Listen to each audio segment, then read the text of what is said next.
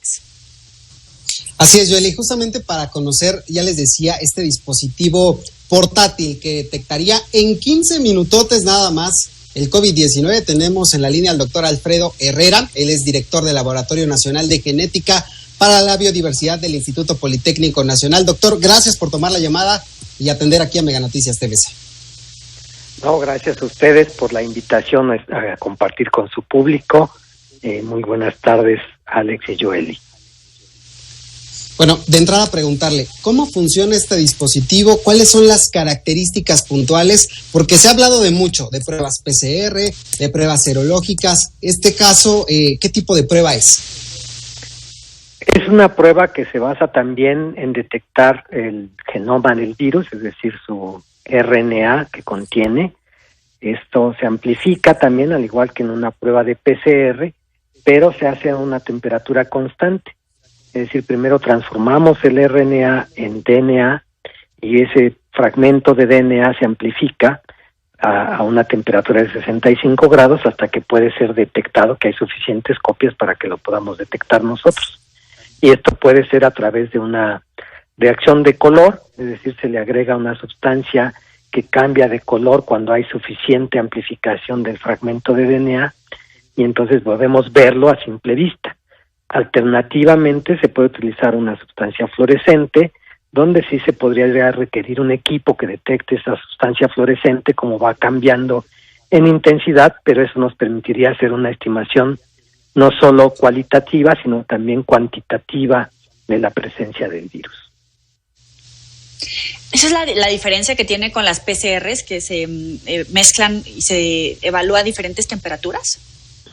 Esa es una diferencia esencial, sí, que en el PCR se tienen que estar cambiando continuamente de temperatura y eso se hace en un número de ciclos y eso implica que se requiere una pieza de equipo que es pues relativamente costosa. En el caso de esta prueba isotérmica, le llamamos nosotros, se hace siempre a 65 grados y evita la necesidad de un equipo costoso. De hecho, se puede trabajar con un equipo que es básicamente una plancha que mantiene una temperatura constante. Ahí se pueden colocar los tubitos y se puede desarrollar el color. Ahora, doctor, México, hay que ser bien honestos, no le ha entrado al tema de hacer pruebas masivas, nos ha faltado la detección, somos de los países que menos pruebas realiza. Esta prueba nos daría la oportunidad de tener un mayor control sobre los casos detectados, los casos inmunes, para tener esta certeza en el regreso a la normalidad, prácticamente, que es lo que queremos todos, regresar con certeza a la normalidad. Sí, desde luego esta prueba sería muy importante para el regreso a la normalidad porque nos permitiría detectar pues de manera masiva, sobre todo por los costos y por la facilidad de hacer la prueba, a mucha gente. Eso se podría detectar ahí el virus en mucha gente. Ahora, si esto requiere que se complemente también con pruebas serológicas, que es como eventualmente se puede definir que una persona ya es en principio inmune al virus. Doctor, a ver si nos puede abundar un poquito más. Estas pruebas entiendo que ya se han hecho en animales y en humanos. ¿Tienen la certificación, el resultado que otorga esta prueba es tan válido como las otras pruebas que conocemos en este momento? Y de ser así, ¿qué costo tiene? Entiendo que también hay una forma tecnológica a través del celular que ayuda un poquito. ¿Cuánto tiempo pasa de que se toma la prueba a que se conoce el resultado? Sí, miren, en cuanto a la certeza con que se puede confiar en estos resultados de este método, pues es muy semejante a lo que se está usando actualmente como estándar de oro, que es el PCR en tiempo real, que es el que está avalado por el INDRE y que se está usando en todo el mundo.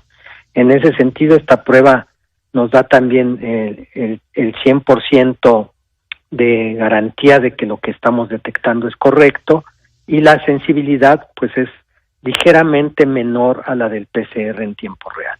Esta prueba, como bien decía, se puede ligar a un sistema, el aparatito con que se hace la detección, se podría ligar también a un celular, a una aplicación en celular, que entonces puede enviar los resultados a la Secretaría de Salud o al médico tratante. Y desde luego pues se puede pensar en diferentes tipos de instrumentos que puedan ser muy simples o muy sofisticados.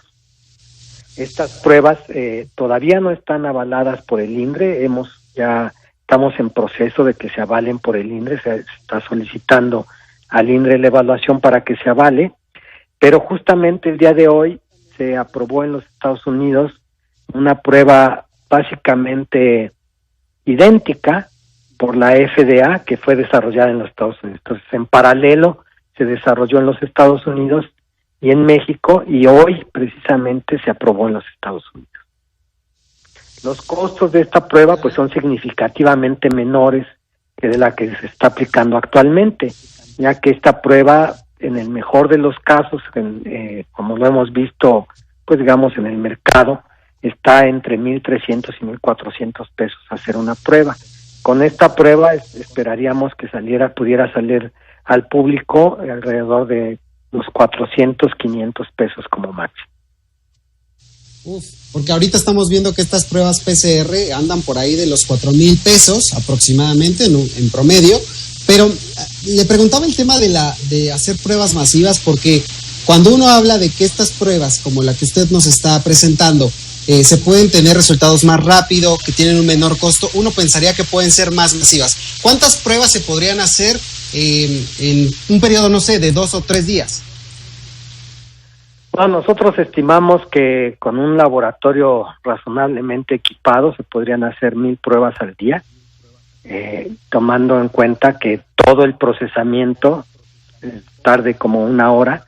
En realidad la prueba como tal, en darnos el resultado una vez que está en el instrumento, se tarda 15 minutos. Entonces esto nos permitiría escalar de manera significativa, hacer la prueba, pero tenemos ya otras alternativas planteadas también para hacerlo de manera masiva. Tenemos una prueba que está por verificarse, que podría ser hasta 19,200 detecciones cada vez que lo hacemos. Sí. Doctor, usted decía que a partir de la aprobación que les dan hoy, quiero saber qué tiene que pasar para que ya sea oficializada, ya esté regularizada, ya podamos ir y conseguir una prueba. Eso es en un sentido. Y otro, ¿usted la recomienda para pacientes, por ejemplo, que son asintomáticos o que tienen síntomas leves y estamos en la duda de ¿será que tengo o que no? ¿Puede ser una vía alternativa? Sí, en cuanto a la aprobación de la prueba, lo que les comenté es que está aprobada en los Estados Unidos por la FDA. En México estamos pendientes de pasar por el INDRE, que sería quien lo aprobaría. Si se quisiera comercializar la prueba, tendríamos que pasar por COFEPRIS también, pero si se quiere aplicar directamente en el Cinvestav, por ejemplo, pues en principio estaríamos listos ya para aplicarla, en cuanto tengamos la respuesta del INDRE de si es validada o no. Esta prueba definitivamente, pues por los costos sobre todo, sería recomendable aplicarlo a personas incluso asintomáticas, que es una de las cosas que se nos ha estado pasando en este país, porque las pruebas que se han aplicado hasta el día de hoy son a personas que tienen varios de los síntomas de la enfermedad COVID-19 y por lo tanto pues no sabemos de los demás cómo estamos. Entonces yo sí lo recomendaría ampliamente que se hicieran pruebas pues en general a la población.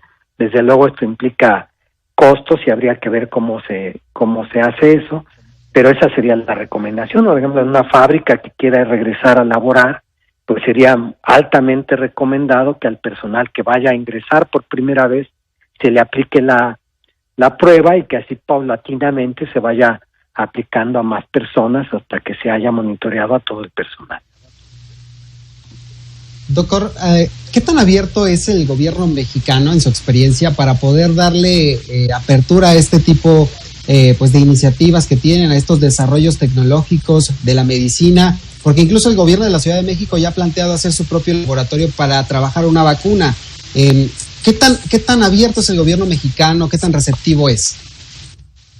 Bueno, yo no creo que sea falta de interés o que no sean receptivos. Lo que falta es pues que se cuente con los apoyos para los desarrollos, ¿no? Porque estamos hablando en muchos casos de instituciones públicas que están trabajando en estos desarrollos, y desde luego pues sin recursos es muy difícil hacerlo, ¿no? Es prácticamente imposible. En este caso, esta prueba rápida, pues tenemos la fortuna de que nosotros mismos estamos produciendo todos los reactivos que se requieren para hacerla, entonces por eso tenemos la fortuna de tenerla pues lista para que se pueda usar, ya que implica el uso de algunas enzimas que se requieren para la reacción y el propio Sinvestab las está produciendo también.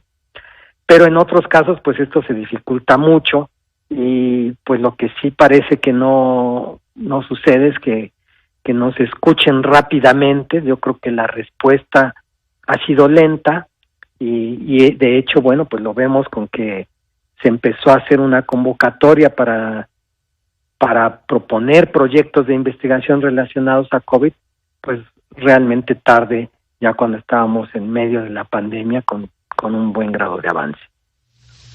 O sea, la burocracia nos está pasando factura, porque podríamos tener paso a las investigaciones y los avances que tienen las universidades, incluido el Politécnico Nacional, y la burocracia, o no sé si incluso también sea por falta de experiencia o conocimiento, que no se le da agilidad a este tipo de avances dentro de la administración pública.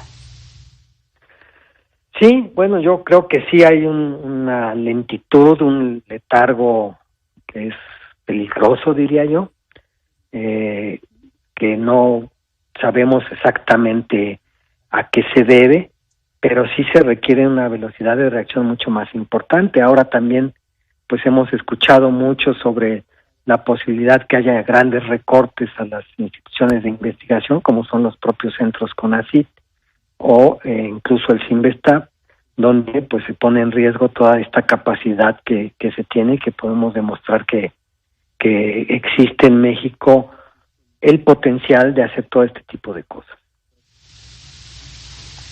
Le agradecemos a Alfredo Herrera Estrella por estar aquí con nosotros en Mega Noticias. Muy buena tarde. Buenas tardes, un saludo para su auditorio. Hasta luego. Vamos a hacer una pequeña pausa, pero no le cambie. Vamos a hablar en